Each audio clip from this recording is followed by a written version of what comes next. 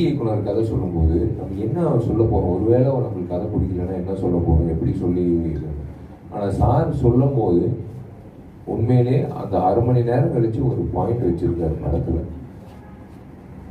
நான் மட்டும் இல்லை, டிஎஸ்பி தேவிஸ்ரீ பிரசாதும் சரி, ஃபர்ஸ்ட் டைம் அவரோட இத்தனை வருஷம் கழிச்சு 19 வருஷத்தில் ஹீரோயினும் சரி, முரளி சர்மா சாரும் சரி, சமுத்திரகன்யானும் சரி, யோகி பாபு டாலிங் ஆகட்டும், யாராக இருந்தாலும் அந்த ஸ்கிரிப்டை கேட்கும்போது அந்த இடத்துல அப்படி அது எதிர்பார்ப்பு பார்க்காத விஷயம் ஒன்று வச்சிருந்தார். அதுதான் ஹரி.